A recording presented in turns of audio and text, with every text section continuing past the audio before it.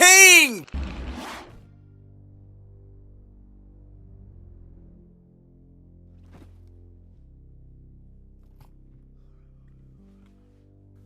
What's good, YouTube? Bringing you guys a quick little video. I figured I've been immersed into this console. As you can see, a great example is me right here. I haven't really been doing too much videos. My bad. I've been on the Xbox, but I figured, you know what? It's time. 2 months later, why not give you guys an honest opinion? Give you a real review of what I've been through, what I've been playing, the problems, the fun, the non-fun, the issues, the great things about it, basically the whole get down. So go ahead, grab yourself some popcorn, sit back, relax. This one's gonna be a doozy. Make sure to hit that subscribe button if you guys are new to this channel. Also hit that like button if you guys enjoy what you guys see here. Also, leave something down in the comments. Let me know if you guys have been able to get your hands on the Xbox or not. But here we go. Let's get this started. So I just want to deal with the elephant in the room. Let's just go ahead and knock that out the way. Does the console have video games?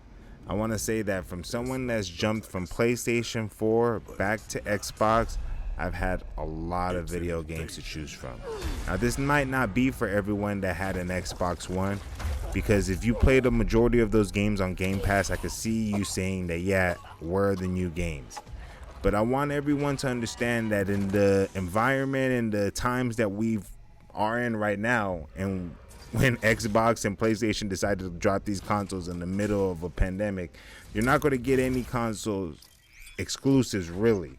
I mean, besides Miles Morales on PlayStation 5, and I want to say I think it was Gears of War Tactics for Xbox Series X.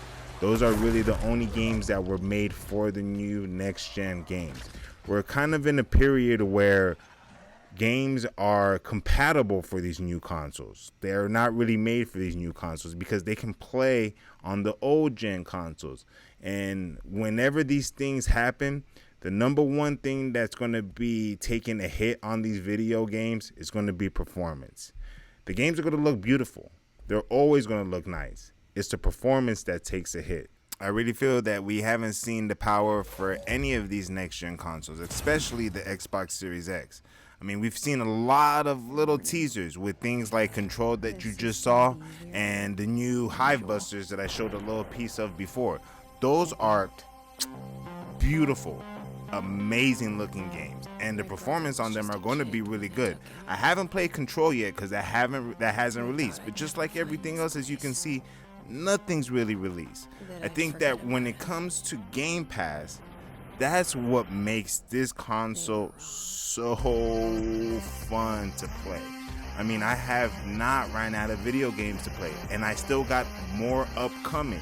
You got the Medium coming in, game that's coming on Game Pass, exclusive for the Xbox Series X at the end of this month. It's going to be an amazing game.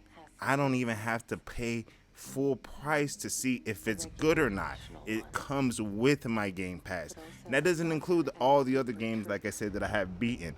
I want to go ahead and let you guys know that I went ahead and played Jedi Fallen Order on the PS4 and literally stopped playing it because it was so bad to play. And that has nothing to do with the PlayStation 4. I'm not here to knock PlayStation, but that game was too much for that console. With the drop frame rates, the stutteredness, everyone that's played that game knows it's not Sekiro. I don't even know how to pronounce that game. I'll put up a little bit of a console tease to show you what game I'm talking about. But anyone that's played that game knows that if you have to parry, a la, let's say, Jedi Fallen Order, you need those frame rates to keep up. If your game is stuttering and you're trying to hit that parry button, you're going to miss it every time. I went and played it on the Xbox Series X. Smooth. I played it and I raised up the difficulty. There was a part in the level, if anyone's played this game, like I said, you know how difficult this part was. I did it first try, non-stop on the Xbox Series X because the game ran so smooth. I had so much fun playing this game. I beat it from beginning to end on the Series X and enjoyed every single second of the game. So it's things like that is why I'm saying why I feel it was worth making the jump. regardless if the games were made for the console or not, there's lots of games that are going to perform a lot better with the console upgrades versus playing them on last gen consoles. Now, like I said a little bit earlier in the video, this might not pertain to everyone that has an Xbox previously, but I want to say I've never had an Xbox. Games like State of Decay 2, what's another one that I played? Senua's Hellblade.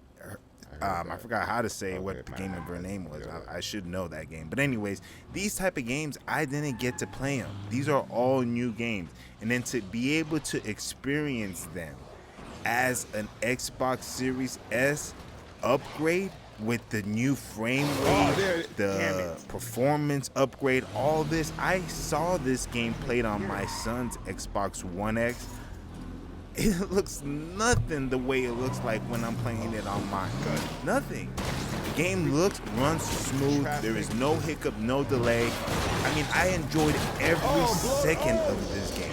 Me and my cousin, we have gotten down on this. We both came from PlayStation 4. So again, playing something like this with the next gen upgrade, knowing that you never played it, it's like a brand new experience to me.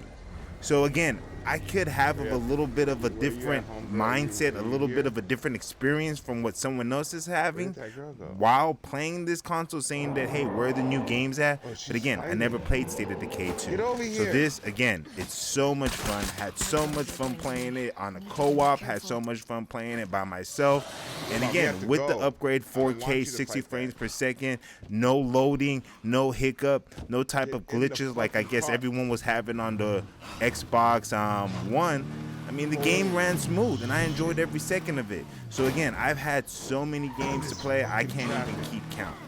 Because if we're now including games like Hitman 3 that I just recently bought, and Call of Duty, what's another one?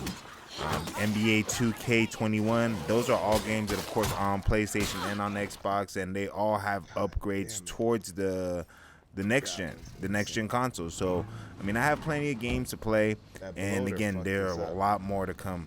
I haven't had any issues with my console, at least mechanically. I had a few issues. What have really gotten under my skin is with the crashes. It seems like this console has crashed a lot more than any other console that I've ever had or owned. And that includes the PS4, Xbox 360, Xbox One, Nintendo 64, Super Nintendo, PlayStation 2. I mean, we could go on and on and on. I haven't had games crash as much as they crash on this new console. Now, it doesn't say that it's happened to me constantly, but I know that the biggest one that has happened to me, which I've had to stop playing, has been Cold War, Call of Duty. And there's been videos out saying that if you play that game long enough, if it crashes your console enough, it can break your console. I'm not playing that game. And it's sad because, I paid money for that. It didn't come with Game Pass.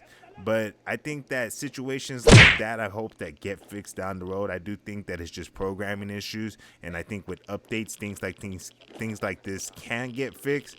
Luckily, I haven't had any mechanical issues with my console. I haven't had the situation where my controller's constantly disconnecting due to Bluetooth issues. I know there's been a lot of videos on that.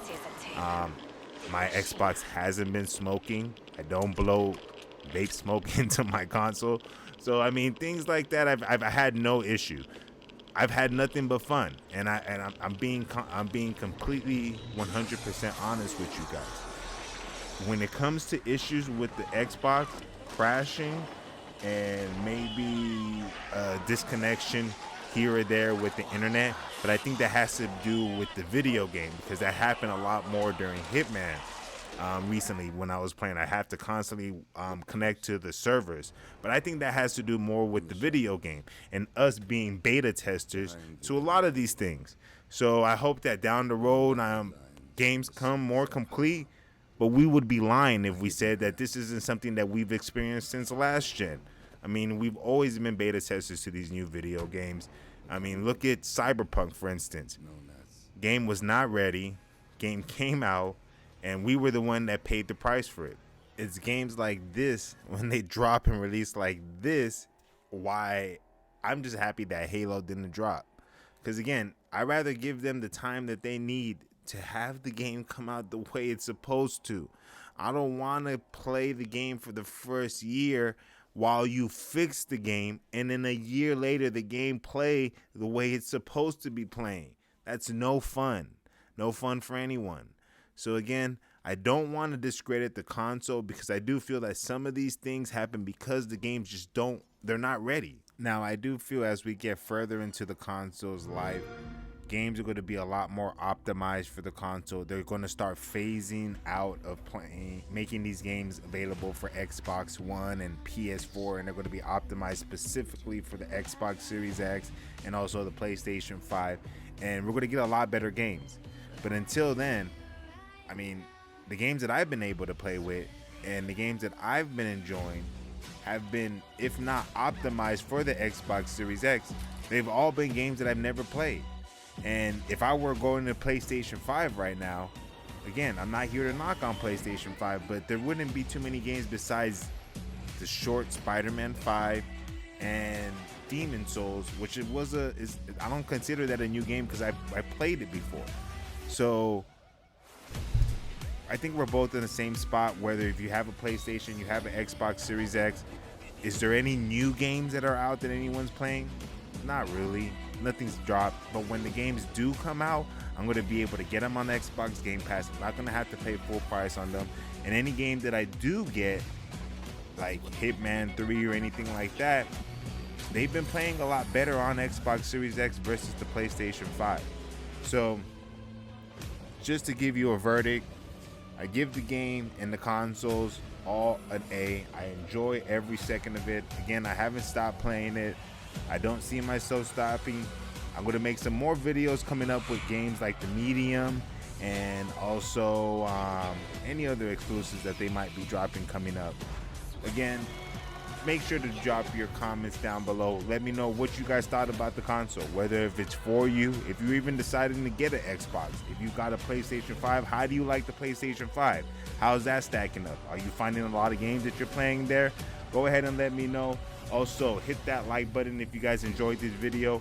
I want to let you guys know that I'm always on Twitch. That's something I'm always doing. I'm streaming these video games, so you guys can go ahead and watch me over there live. If you haven't already, follow me over here on Twitter. I do have a Twitter set up, so if you guys want to know exactly when I go live on these videos over there on Twitch, or when I drop these videos live for YouTube, you guys will know exactly when I do that. I appreciate each and every one of your guys' support. Y'all know how this thing goes. It's the King!